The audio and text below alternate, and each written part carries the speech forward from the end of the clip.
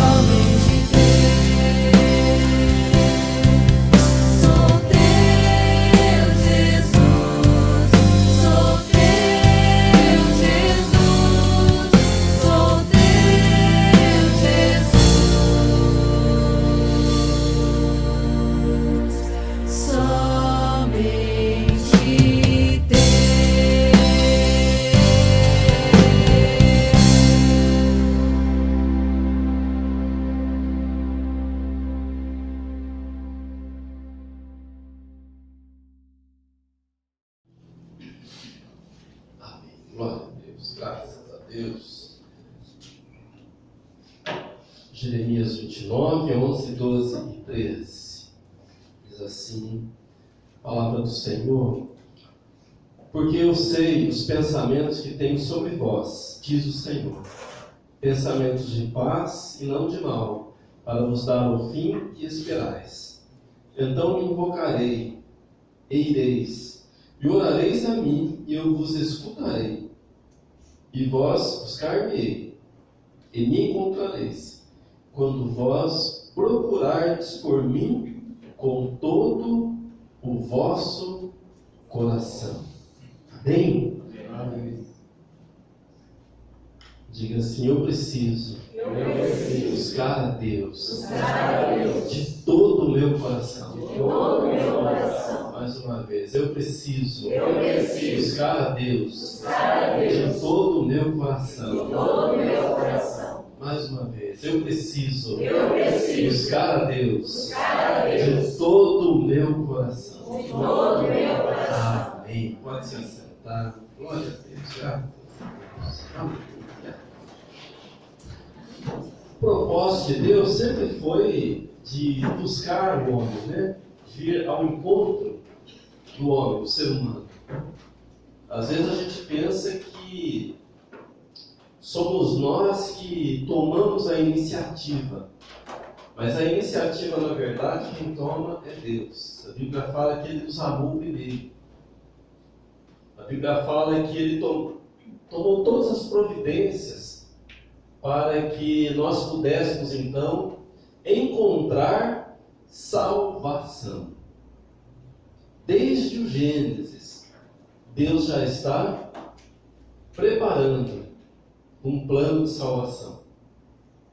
E dá para ir mais além ainda. Dá para a gente ainda afirmar pela palavra que Deus tem preparado todas essas coisas aqui, olha. Igreja, salvação, Jesus entregando a sua vida por nós. A Bíblia fala que antes da fundação do mundo, então antes do Gênesis, antes de Deus formar o homem, antes de Deus formar todas as coisas, Ele já tinha isso em mente. A igreja não é um plano de última hora de Deus. A igreja é um plano lá na eternidade. Deus já tinha isso em mente. Você vê no Antigo Testamento, Deus fala com Moisés no Monte Sinai, entrega para ele as leis, entrega para ele a revelação do que seria, então, o tabernáculo. Como que o tabernáculo seria? Nos seus mínimos detalhes.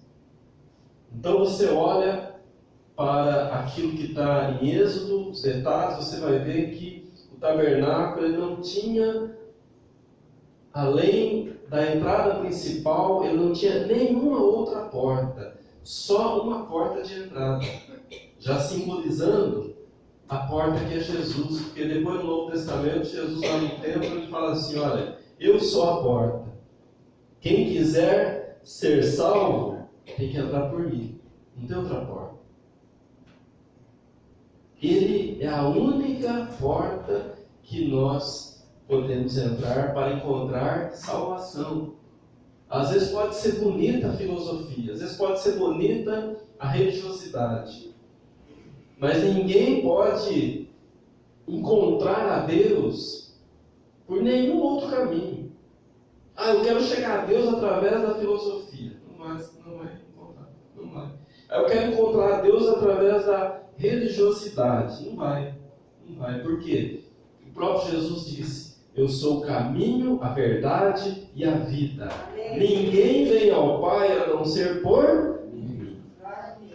Então o tabernáculo ele era aquele tipo da igreja no Antigo Testamento, onde o povo de Israel vivia peregrinando, não tinha uma residência fixa, eles estavam sempre montando e desmontando lá o seu acampamento.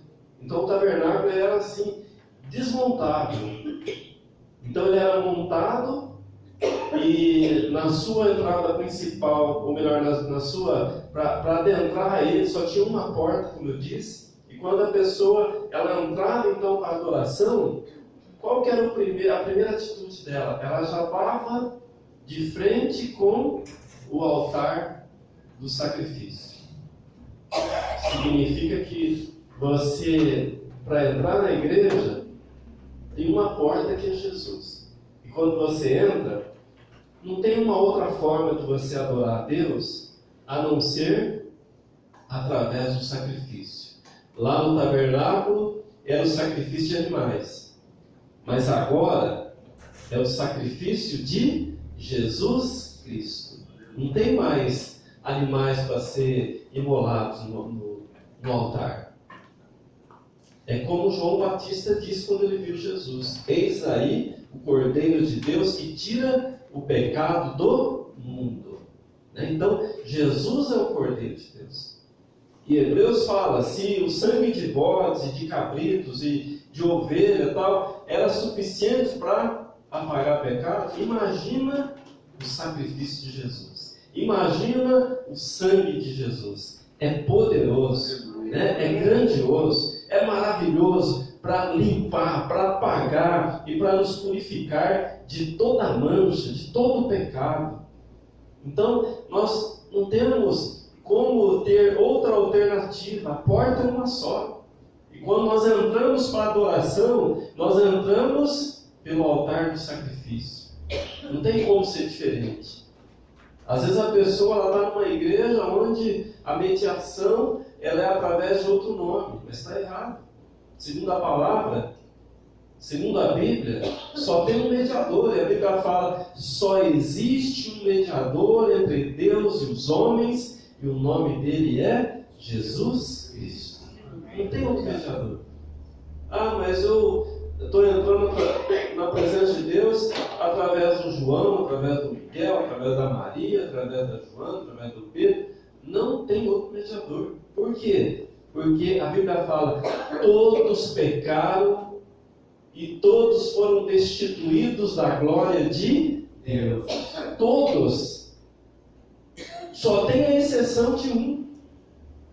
Só um não cometeu o pecado, que é Jesus. Por isso que ele é suficiente para perdoar os nossos pecados. Por isso que ele é suficiente para fazer a mediação entre nós e Deus. Então a pessoa entrava para o tabernáculo para adorar, entrava só por uma porta. Se dava já com o altar do sacrifício, que é o sacrifício de Jesus. Qual era o próximo passo? Passar pelo tanque da purificação, pela bacia onde eram lavados, então, para a purificação. Nós também, nós entramos para a igreja, nós viemos para adorar, e nós entramos através do sacrifício de Jesus. Nós somos salvos quando aceitamos a Ele, quando Ele entrou no nosso coração. Mas a nossa caminhada por este mundo exige de nós uma purificação, exige de nós uma limpeza. Foi por isso que Jesus, na noite da Santa Ceia, Ele cingiu uma toalha e Ele foi lavando os pés dos discípulos um por um. E quando chegou em Pedro, Pedro disse, não, Senhor, você não vai lavar meus pés, eu que tenho que lavar teus pés. E Jesus disse para ele, olha, se eu não lavar teus pés, você não tem parte comigo. E Pedro falou, então não só os pés, mas o corpo todo. E Jesus disse, não, o corpo está limpo. É necessário que lave só os pés. Por quê? Porque nós somos salvos. Nosso coração foi purificado pelo sangue de Jesus. Mas os nossos pés estão caminhando por este mundo sujo pelo pecado. Nós estamos andando por aí e os nossos pés estão se contaminando, estão se impurificando com as coisas deste mundo. Então a gente precisa dessa purificação, a gente precisa dessa limpeza. Por isso que na entrada do tabernáculo já tinha esse lugar de purificação, de se lavar. Então hoje a gente vem para a igreja, mas a gente vem com os pés contaminados, andamos por este mundo, esse mundo que está envolvido com o pecado, esse mundo que está cheio do caos, da destruição que o inimigo tem causado. Então, tudo no mundo leva a uma contaminação, tudo no mundo leva a atrapalhar a nossa vida com Deus. Nós precisamos de estar nos purificando na presença de Deus, né? A gente precisa dessa limpeza, dessa purificação. Como que a gente faz isso? Quando a gente vem para o culto, quando a gente vem adorar, então a gente se dobra diante de Deus e a gente pede o perdão dos pecados, invoca o poder dele, confessa os nossos pecados diante dele, e a Bíblia fala que todo aquele que confessa o seu pecado, ele é digno de perdão, porque houve arrependimento. Então é digno de perdão. Você, quando vem para a igreja, você se dobra diante de Deus e você tem o desejo de se limpar, de se purificar, porque você quer adorar a Deus, você quer glorificar a Ele. Então você quer ter a tua vida limpa, e Ele está aqui exatamente para isso. Ele é poderoso para te limpar, para te perdoar, para te purificar, para te preparar para uma adoração sincera. Isso é tão importante que, se você vem para a igreja e você tem alguma pendência lá, alguma amargura com alguém, e você não perdoou, então a Bíblia fala que Deus não aceita a tua oferta, não aceita a tua adoração. Você precisa resolver primeiro. Ah, mas eu não quero pedir perdão, mas eu não quero liberar perdão. Está sujo. Está sujo. Ah, eu estou em atrito com meu marido, estou em atrito com a minha esposa. Ah, mas eu não quero resolver isso. A tua adoração não passa do teto. A tua oração não passa do teto. O céu fica de bronze para você. Não há uma liberação de bênção na tua vida. A Bíblia fala que é necessário uma comunhão. É necessário. O salmista chega a falar assim: olha, quão agradável é que os irmãos vivam em união. É como óleo precioso que desce sobre a barba de Arão. E é interessante que nesse salmo ele fala assim: olha, quando há essa união, ali Deus ordena a bênção. Olha que Deus ordena a bênção onde há comunhão. Então, se o teu coração está azedo, o teu coração está amargurado, meu irmão, Deus não vai ordenar a bênção. Não vai ordenar. Não vai. É princípio dele. Você precisa se lavar, você precisa se purificar, você precisa perdoar, liberar perdão, colocar a tua vida em ordem, para que nessa comunhão, nessa unidade, seja na igreja, seja no teu casamento, seja numa amizade, seja no teu relacionamento em casa, com a família, é necessário haver comunhão. Diga assim comigo: a comunhão. A comunhão Precede a bênção. precede a bênção. Diga assim: a comunhão A comunhão é um fator que libera é um fator a que libera bênção de Deus a bênção na de Deus minha vida. na minha Amém. Pode aplaudir.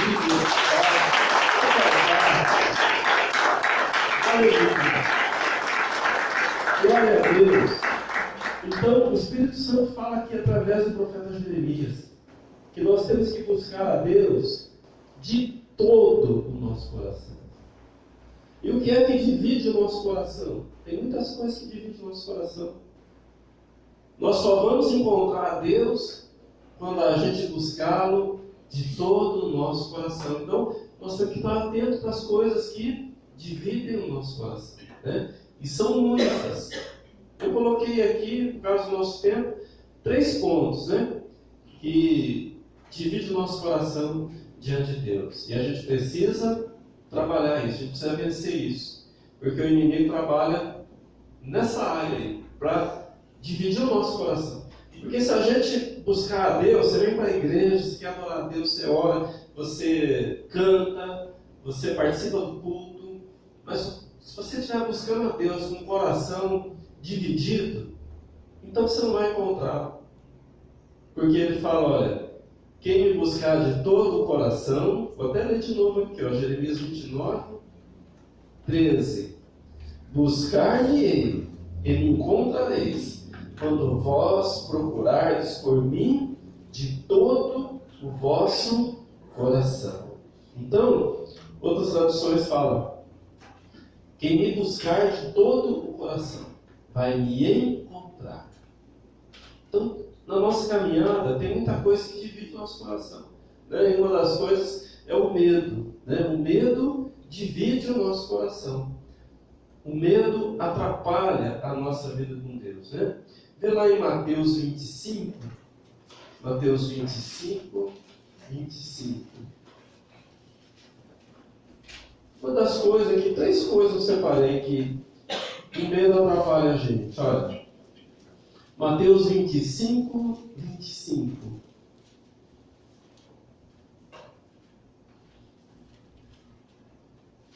Jesus está contando aqui a parábola dos talentos. Se você conhece essa parábola, né? Ele distribuiu talento para 3 pessoas, para um 5, para outro 2, para outro 1.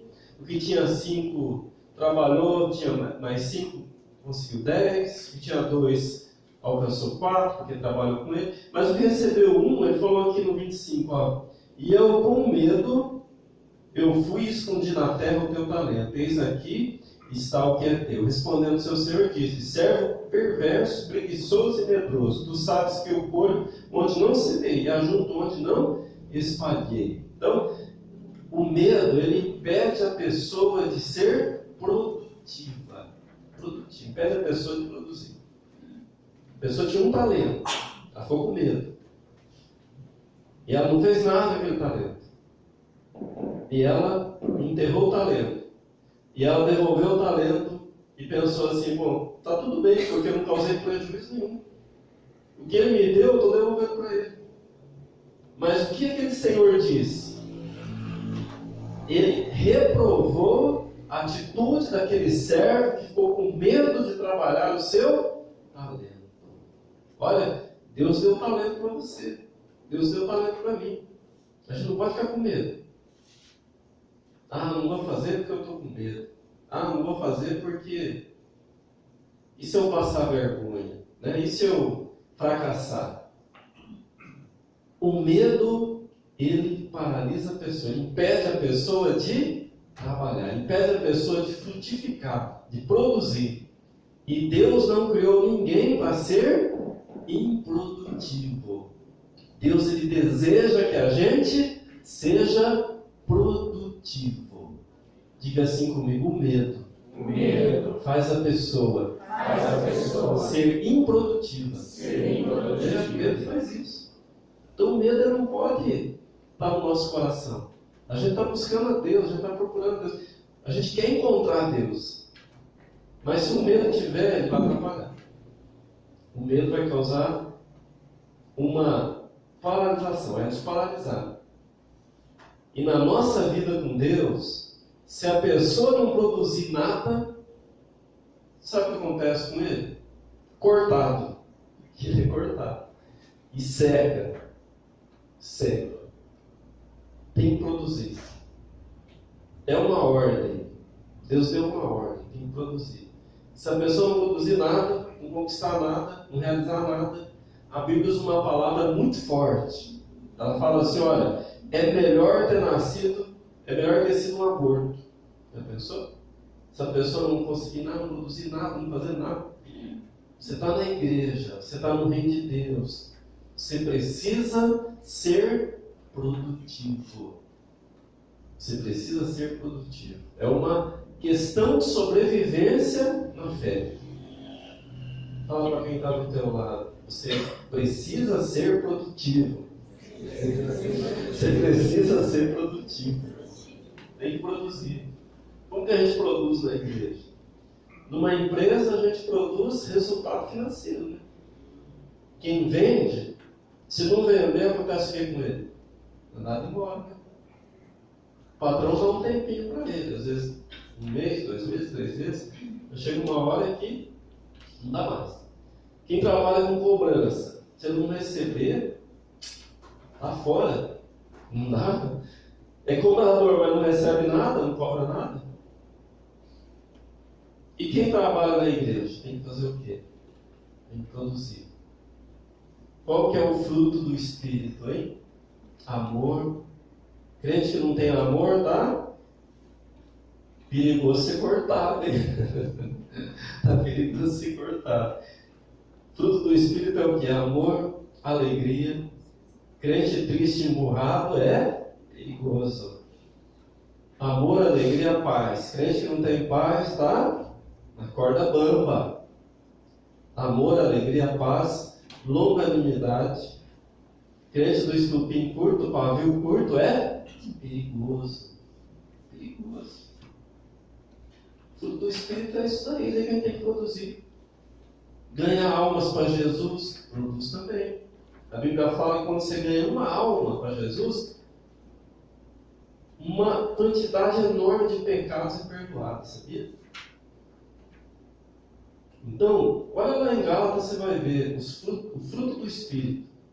Tem 9 gomos esse fruto.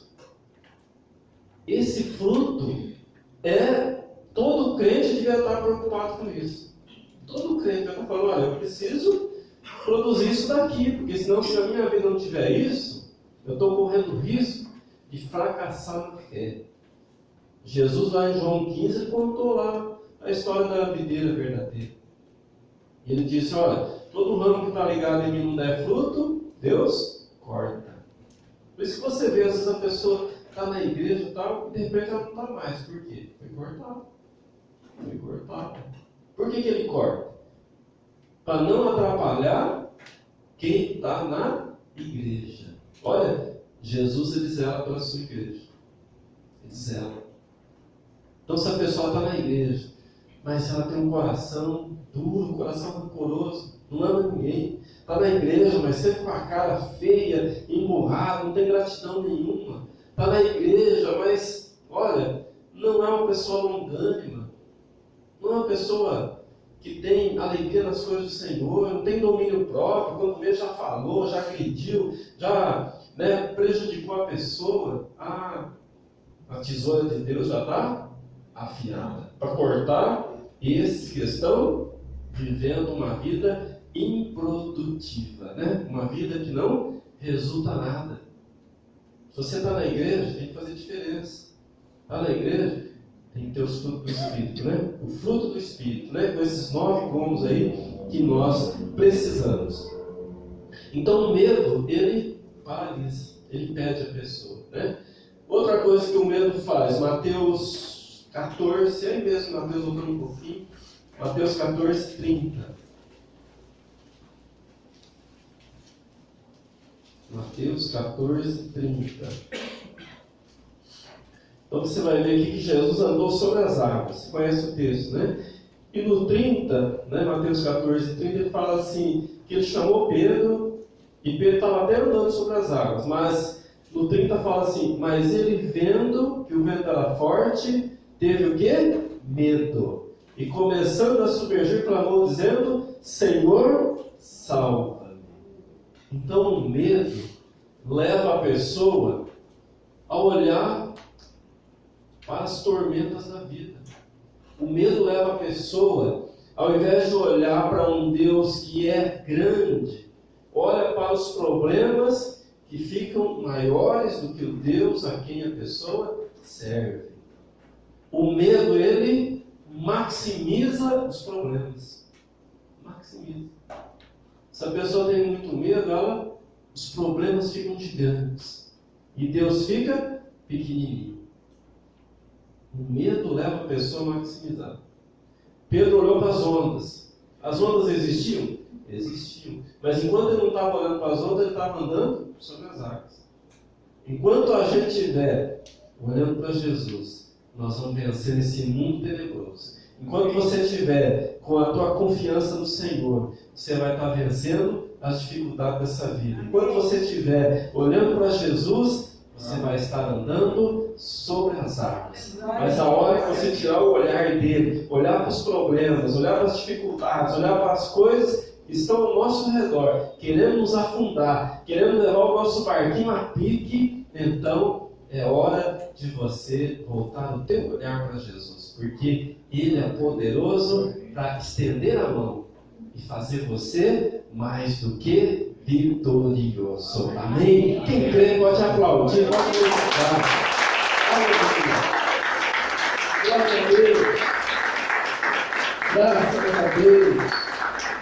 Em Marcos capítulo 6, o verso 49, uma última característica do medo que eu quero chamar a tua atenção aqui. Marcos 6, 49 e 50. Marcos 6, 49 e 50. Diz assim, ó.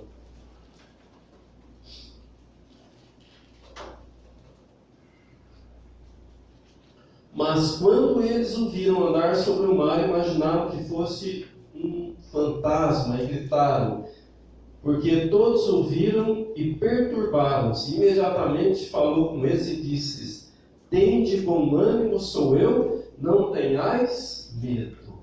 O medo faz a gente ver uma coisa irreal, faz a gente ver uma coisa que não é bem aquilo que a gente está vendo. E eles, por causa do medo, olharam Jesus andando sobre as águas e gritaram: é um fantasma. Mas Jesus era um fantasma? Não, mas o medo que eles estavam levaram eles a ver que era um fantasma. O medo leva a gente a ver uma coisa que não existe. O medo leva a gente a potencializar os problemas. Tenha confiança no Senhor. Creia que Ele é poderoso. Há um remédio para cada situação, né? E o remédio que a Bíblia nos apresenta está lá no Salmo 23. Abre lá, olha. Salmo 23, o verso 4. Eu quero vencer o medo. Está cheio de versículo na Bíblia. Eu vou destacar esse daqui, mas em casa você pode ler muitos versículos a respeito de coragem, de encorajamento, né? Salmo 23, 4 fala assim: sim, ainda que eu ande pelo vale da sombra da morte, não temerei mal algum, porque tu estás comigo, tua vara e teu cajado me consolam. Diga assim comigo: eu não preciso ter medo, porque Deus está comigo. O cajado dele me dá segurança, me consola, me livra de todo o mal e de todo o perigo. Amém. Pode aplaudir. Glória a Deus. Graças a Deus.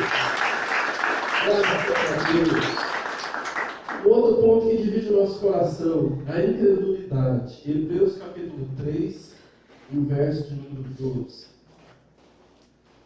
Hebreus 3, 12. Você quer buscar a Deus e achar de todo, e achá-lo, busque Ele de todo o coração. Não deixe o medo entrar, não deixe a incredulidade entrar. Hebreus 3, 12.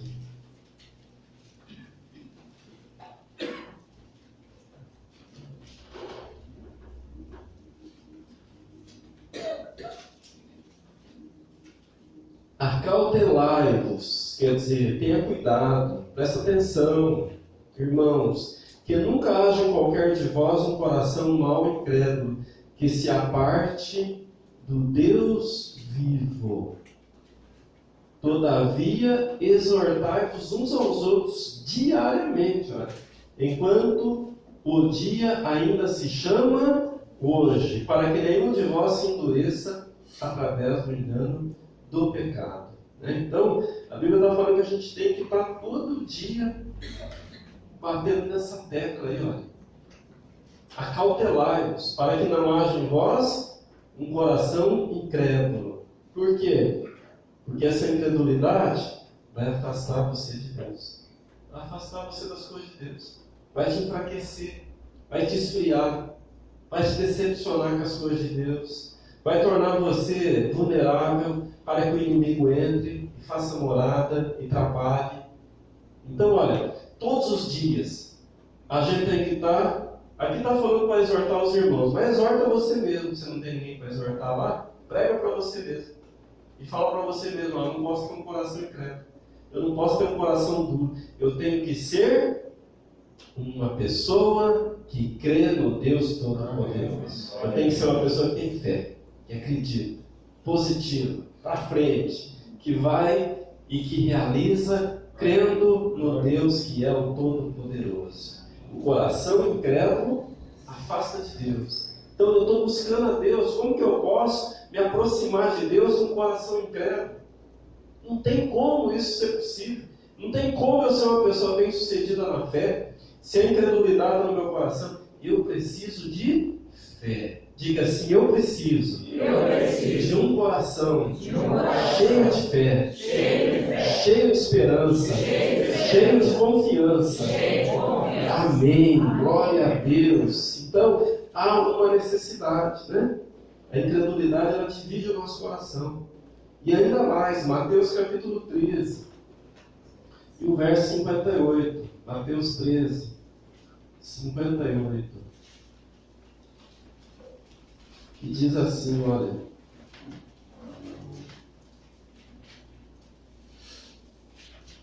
O próprio Jesus está falando isso aqui, olha. Né? Mateus está falando isso daqui, melhor dizendo, se referindo a Jesus. E ele não fez ali muitas obras poderosas por causa do quê? Da incredulidade deles. Olha, o próprio Jesus, hein? O próprio Jesus não pôde realizar muitas obras por causa da incredulidade deles. Já pensou nisso? Você imagina nós, né? Você imagina nós. Por isso que aonde a gente convive, no nosso lar, onde a gente tem contato com as pessoas, a gente precisa conviver com gente que tenha fé. Gente que seja positiva, que acredite. Porque isso acaba contagiando a gente. Isso é igual praga, igual tiririca, pega. É verdade, nós temos que ter contato com quem é cheio de fé. O próprio Jesus não pôde fazer muitas coisas. Por quê? O povo estava incrédulo. O povo estava incrédulo. Nós precisamos ser pessoas cheias de fé. Não é verdade? Porque se a gente está convivendo com alguém que não acredita, atrapalha. Fala para quem está do teu lado: olha, não me atrapalha não, seja uma pessoa cheia de fé. Seja uma pessoa cheia de fé. Não venha me atrapalhar, não. Me ajuda aí. Romanos capítulo 4, o verso 20. Romanos 4.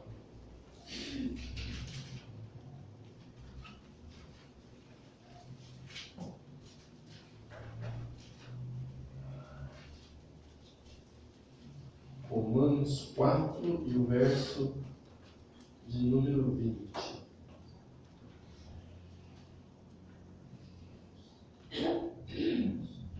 Diz assim a palavra do Senhor. Amém. E não vacilou da promessa de Deus por incredulidade, mas foi forte na fé, dando glória a Deus. Olha, não vacilou da promessa de Deus. Está falando de quem aqui? De Abraão, né? O versículo anterior fala assim: não enfraquecendo na fé, praticamente morto, quando tinha já quase 100 anos, nem ainda a morte do ventre de Sara, e não vacilou da promessa de Deus com incredulidade, mas foi forte na fé, dando glória a Deus. Do que o autor está falando? O que o apóstolo Paulo está falando aqui de Abraão? Abraão, sexualmente, ele estava morto. Sabia disso? Sara, sexualmente, estava morta. Você já pensou nisso? Mas ele não vacilou na sua fé. Era a promessa de Deus, que ele ia ter um filho. E aos 100 anos ele teve o filho. E Sara, com 90, teve o filho, chamado Isaac. Isaac significa riso, significa alegria. Então, se você se fortalecer na fé, você vai ter a alegria da vitória, do milagre de Deus na tua vida. Fala para quem está do teu lado, não seja incrédulo, mas seja forte na fé. Seja forte na fé, meu irmão. Seja forte. É isso, seja forte na fé. Porque a incredulidade divide o nosso coração. E qual que é o remédio para isso? 1 de João. Lá em 1 de João, lá, não o quarto evangelista, está lá no finalzinho. 1 de João, capítulo de número 5. 1 de João, capítulo 5, e o verso 4 tem um remédio para a incredulidade. Olha aí. 1 de João 5, 4, fala assim, olha, porque todo o que é nascido de Deus vence o mundo. E esta é a vitória que vence o mundo, a nossa fé. Pergunta para quem está do teu lado, você é nascido de Deus? Se ele falou sim, meu irmão, então, olha, está aí o segredo. O nascido de Deus, ele vence o mundo. Isso é do nascido de Deus, não é para qualquer um. Aquele que é nascido de Deus, ele vence o mundo. Porque a vitória sobre o mundo é a nossa fé. Se você está na igreja, você está buscando a Deus, não combina um coração incrédulo. Você tem que buscar a Deus com fé. Tem que ter fé. E a fé está ligada no quê? Nas coisas que são impossíveis para esse mundo. Se for possível para esse mundo, então não é fé, né? Se Abraão tivesse lá no vigor da juventude dele, 20, 30 anos, agora eu vou ser pai, aí precisa de fé. Mas com 100 anos, aí precisa de fé. Porque aí é impossível. E é isso que a igreja precisa. Precisa viver o impossível de Deus. Precisa viver os milagres de Deus. Porque o milagre de Deus é para quem é nascido de Deus. Para quem é nascido de novo. Para quem é convertido, renascido em Cristo. Para você que pertence à igreja do Deus vivo. Diga assim, o milagre de Deus. Ele é para a minha vida. Amém. Pode aplaudir, pode cantar. Aleluia. Glória a Deus. Graças a Deus. E o terceiro e último ponto que divide o nosso coração é a dor. A dor divide o nosso coração. Nós temos que prestar atenção nisso, né? Em Mateus 26, verso 37. Mateus 26, 37.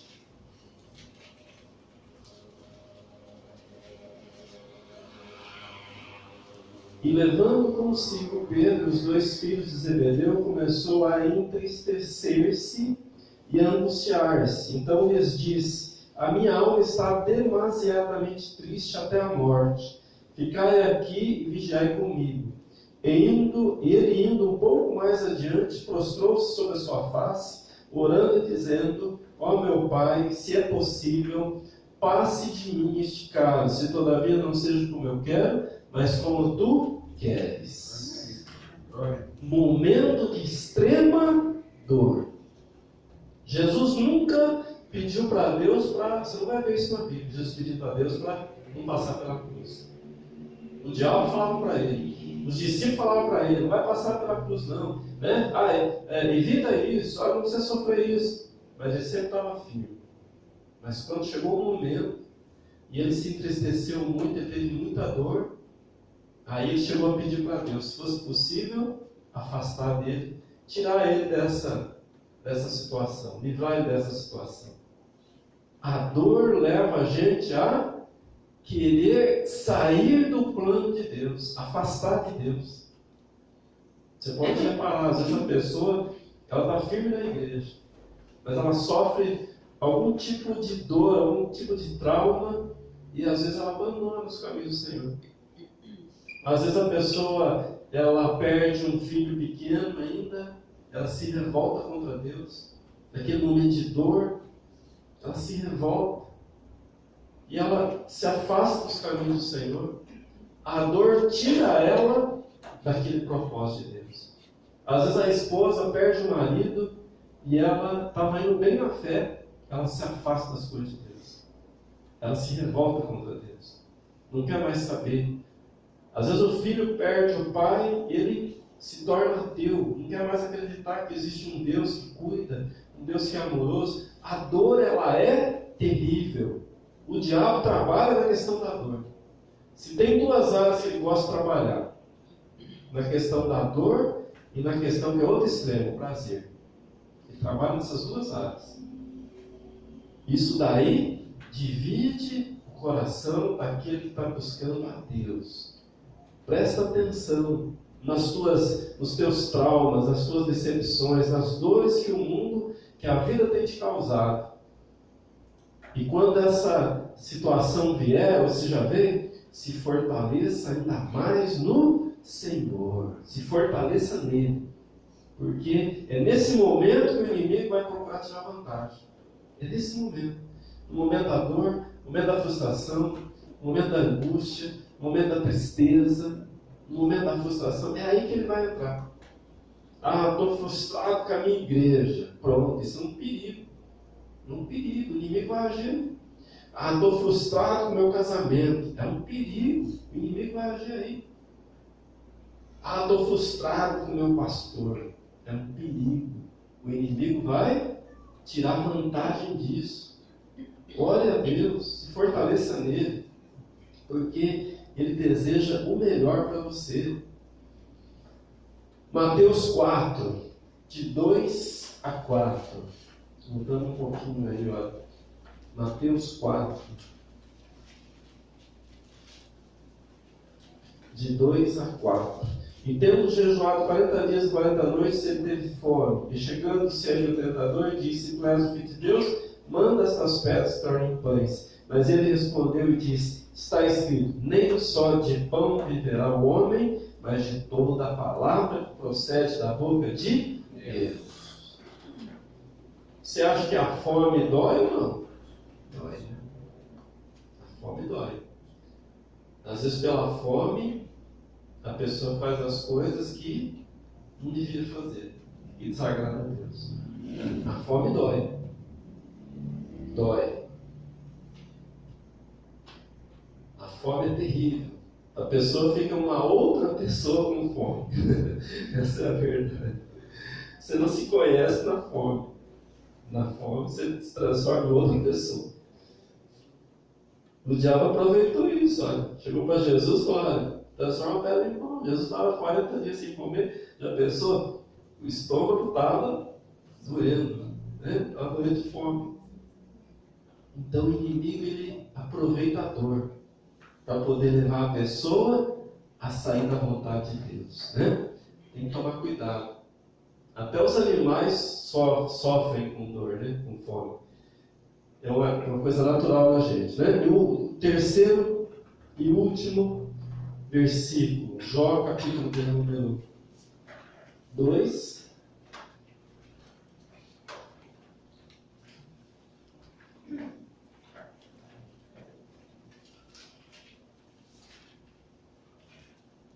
Jó, capítulo 2, e o verso 4 a 6. Jó 2, 4 a 6, fala assim, ó. E Satanás respondeu ao Senhor e disse: pele por pele, sim, tudo que um homem tem, ele dará por sua vida. Porém, estende a tua mão agora e toca-lhe os ossos e a carne, e ele te amaldiçoará diante da tua face. E o Senhor disse a Satanás: eis que ele está na tua mão, mas poupa-lhe a vida. Então, Satanás provocou, trabalhou todo tipo de dor na vida de Jó. Porque olha a tese do diabo. Se eu fizer a pessoa sofrer, ele vai amaldiçoar Deus. Olha só, é isso que ele pensa. Se ele fizer a pessoa sofrer, a pessoa vai amaldiçoar, a pessoa vai maldizer de Deus. Vai falar mal. Olha só que estratégia, né? Que estratégia, que terrível. Que maldito, né, que é esse inimigo. Mas graças a Deus que o Senhor nos socorre, nos fortalece e Ele nos abençoa, né? Jó, ele, embora tenha sofrido tudo que a gente possa imaginar de sofrimento. Tudo ele sofreu. Mas ele disse assim, olha, nu saí do ventre de minha mãe e nu voltarei. Então, é esse texto que eu quero ler com você aqui em Jó, mesmo voltando um pouquinho. Jó capítulo 1, que é a solução para a dor. Solução para este problema, Jó capítulo 1, do 20 ao 22. Fala assim, então Jó se levantou, rasgou seu manto e raspou a sua cabeça e prostrou-se em terra e adorou. E disse, nu saí do útero de minha mãe, e nu retornarei para lá. O Senhor o deu e o Senhor o tomou. Abençoado seja o nome do Senhor. E tudo isso Jó não pecou, nem culpou a Deus de maneira toda. Essa é a solução para a dor. Quando a dor estiver batendo forte, faça como Jó. Adora. Se dobra diante de Deus e diga, olha, tudo que eu tenho foi Deus que me deu. Se Ele me deu, Ele pode tirar também. Ele é Senhor de tudo. Ele é dono de tudo. Amém. A tua fé se torna inabalável. Amém? Quem crê pode aplaudir. Aleluia. Glória a Deus. Graças a Deus. Graças a Deus. Vamos colocar em pé. Aleluia. Enquanto o louvor se prepara aqui para esse canto, quero te convidar você a fechar os teus olhos e diante do Senhor fazer uma avaliação aí no teu coração. Teu coração está íntegro na presença de Deus ou teu coração está dividido? Ou tem algo dividido no teu coração? Talvez é a dor, talvez é a frustração, talvez é algo que você gostaria que fosse diferente na tua vida. Está dividindo o teu coração. Às vezes é a falta de fé. Você não consegue acreditar mais que Deus pode mudar essa situação. Às vezes a dor, às vezes a incredulidade, às vezes o medo tem se colocado na tua vida, tem sido um divisor no teu coração. Fala com Deus agora. Peça para Ele te fortalecer. Peça para Ele tirar os medos. Peça para Ele tirar a incredulidade. Peça para Ele tirar toda a dor. Para que você possa então servir de coração inteiro. Íntegro na presença dele. Porque é assim que você vai adorar. Com o coração inteiro na presença dele. Porque quando você o busca de todo o coração, você o encontra. Em nome de Jesus. Senhor meu Deus e meu Pai. Em nome de Jesus, eu estendo agora as minhas mãos para abençoar, Pai, o teu povo. Aquele, ó Pai, que está sofrendo uma situação. Às vezes o medo tem tomado conta. O medo tem paralisado essa pessoa. Pai, o inimigo está tirando vantagem disso. Então, em nome de Jesus, eu repreendo agora todo espírito do medo. Todo espírito que paralisa essa pessoa, cai por terra agora. Nós sabemos que o medo, em certas circunstâncias, ele é necessário, é importante, preserva a vida. Mas quando o medo ele está atrapalhando a nossa vida contigo, ele tem que ser tirado. Quando o medo está obstruindo a nossa fé, ele tem que ser tirado. Em nome de Jesus, se existe algum espírito de incredulidade, cai por terra agora em nome de Jesus. Se existe algum espírito de dor, Deus, que tem agido na vida do teu povo, seja agora destruído pelo teu poder. Que o teu povo seja cheio do teu poder, cheio da tua bênção, cheio, ó Deus, das virtudes do teu Espírito. Derrama agora sobre a tua igreja. Abençoa o teu povo, fortalece, ó Deus, em nome de Jesus. Traz, ó Deus, coragem ao teu povo. Traz, ó Deus, aquilo que o teu Espírito dá, ó Pai, que é algo tremendo nas nossas vidas, que é a intrepidez do teu Espírito, é a ousadia do teu Espírito. Derrama sobre o teu povo agora, em nome de Jesus, em nome de Jesus. Capacita o teu povo, derrama da tua graça, do teu poder, pois assim nós oramos, agradecidos, ó Pai, no nome poderoso de Jesus Cristo. Amém. Graças a Deus.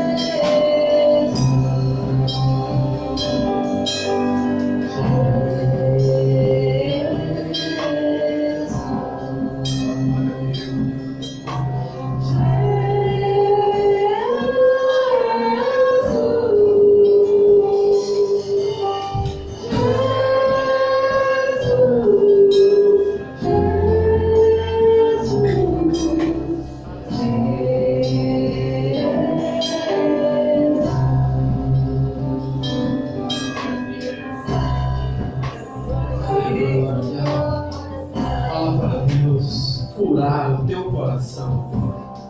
Coloca a mão no teu coração. Peça para Deus curar você agora.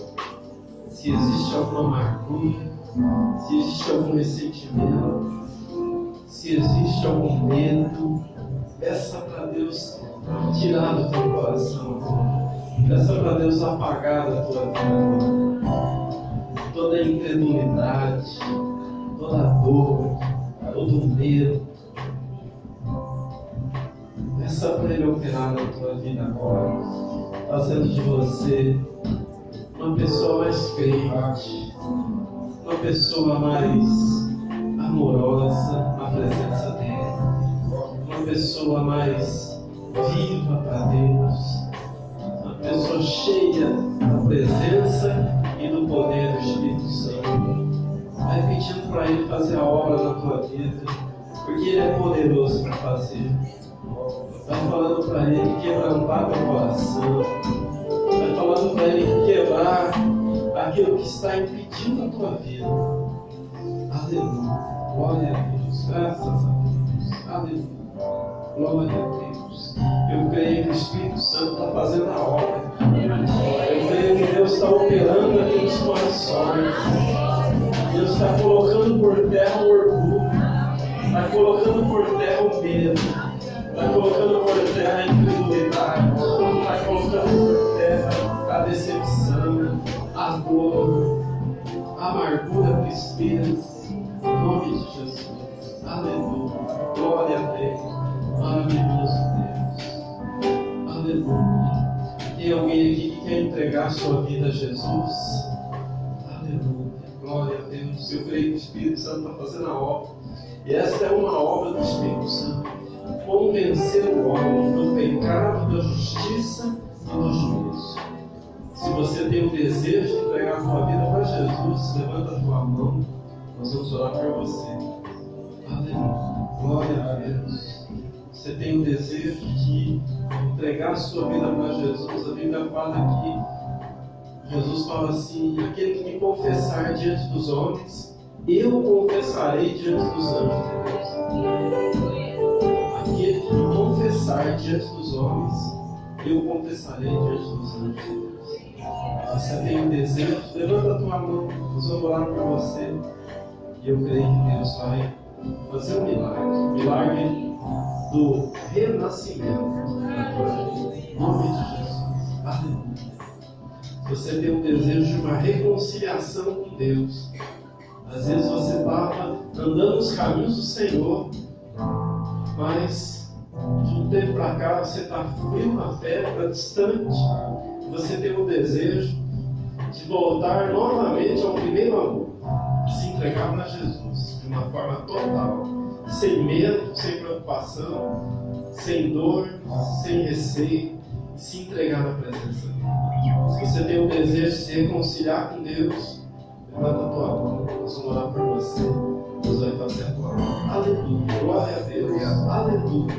Temos aí duas mãos levantadas. Se você tem um desejo, levanta a tua mão de reconciliação com o Senhor. Você tem um desejo de ter uma vida mais íntima com Deus, mais na presença de Deus. Você que quer mais de Deus, levante a sua mão, nós vamos orar pela tua vida. Aleluia. Glória a Deus. Glória a Deus. Graças a Deus. Graças a Deus. Aleluia. Glória a Deus. Vou pedir para os obreiros trazerem esses irmãos que levantaram as suas mãos. Vem aqui para o altar. Nós vamos orar com você. Eu creio que Deus está operando aqui poderosamente. E todo o mal está caindo por terra em nome de Jesus. Aleluia. Assim na presença do Senhor. Quero orar pela tua vida. Quero orar para que o Senhor faça de você ainda mais fervoroso na presença dele. Ainda mais ligado na presença dele. No nome de Jesus. Aleluia. Glória a Deus. Glória a Deus. Glória a Deus. Quero te convidar a separar a mão no teu coração e receber essa oração aí, vinda do Senhor, para fortalecer a tua fé em Deus. Senhor, meu Deus, meu Pai, apresentamos, meu Senhor, essas vidas, meu Pai, que se rende, meu Pai, diante da Tua presença, que reconhece, meu Pai, os Teus caminhos, que reconhece, meu Pai, que andaram, meu Pai, fracas, meu Pai, na fé, e pedimos ao Senhor agora, meu Pai, que manifeste o Teu Espírito Santo, meu Pai, na vida deles. Que Teu Espírito Santo agora, meu Pai, esteja trazendo forças, meu Pai. Que Teu Espírito Santo, meu Pai, esteja trazendo ânimo, meu Pai, para eles. Que eles possam sentir, meu Pai, o Teu amor. Quando o Senhor ama eles, meu Pai, que o Senhor, meu Pai, esteja fortalecendo agora, meu Pai. Ó, meu Pai, que o Teu Santo Espírito, meu Pai, esteja capacitando eles, meu Pai. E que eles possam ser fortes, meu Pai, para permanecer, meu Pai, na Tua presença, meu Pai, no Teu amor, meu Pai. Derrama, meu Pai, na Tua presença agora, meu Pai, o Teu Santo Espírito sobre cada um, meu Pai. Fortaleça a vida deles, meu Pai. E que todo mal, Senhor, todo espírito contrário, Senhor, meu Pai, que tenta, meu Pai, tirar, meu Pai, dos caminhos do Senhor, que caia por terra agora, em nome do Senhor Jesus Cristo, meu Pai. Que as suas mentes, meu Pai, possam ser voltadas para Ti, os seus pensamentos, meu Pai, que eles possam ter o desejo no coração, meu Pai, de buscar a Tua presença, de aprender, meu Pai, da Tua palavra, dos seus caminhos, Senhor, que os corações deles, meu Pai, venham ansiar, meu Pai, por Ti, meu Pai. Eu te peço em nome do Senhor Jesus Cristo, meu Pai. Manifesta o Teu poder, meu Pai, sobre a vida de cada um, em nome de Jesus eu te peço, meu Pai. Amém. Graças a Deus. Graças a Deus. Aqui para os obreiros dar um abraço em cada um desses irmãos, recebendo eles nesse novo tempo que vão viver. São os 5 almas para a honra e glória do Senhor. Vamos aplaudir e glorificar. Aleluia. Glória a Deus. Maravilhoso Deus. Aleluia. Glória a Deus. Louvado seja o nome do Senhor. Graças a Deus. Graças a Deus. Senhor, meu Deus e meu Pai, queremos te agradecer por este culto tão abençoado, meu Pai, pela Tua presença, pelo Teu poder, porque a Tua palavra, Deus, ela é como um martelo que esmiuça a rocha, meu Pai. E nesta noite nós cremos que corações foram quebrados, ó Pai, corações se tornaram mais sensíveis à presença e à manifestação do Teu Espírito. Então, ó Deus, abençoa o Teu povo agora. Nós pedimos que faça para os nossos lares, debaixo das Tuas potentes mãos, ó Pai. Dá uma semana vitoriosa e abençoada na vida do Teu povo. Eu te peço para aqueles que manifestaram o desejo, ó Pai, de uma reconciliação contigo, de um novo caminhar contigo, mais avivado na fé, mais comprometido com o Senhor. Meu Deus, abençoa eles, fortalece eles, que o inimigo não tenha poder sobre estas vidas, meu Pai. Envia os Teus anjos e guarda, livra de todo o mal e de todo o bem. Que a graça do nosso Senhor e Salvador Jesus Cristo, o grande e eterno amor de Deus o Pai, e as doceiras consolações do Espírito de Deus estejam com toda a igreja e todos aqueles que creem e recebem, digam comigo amém. Amém. Te aplaudo.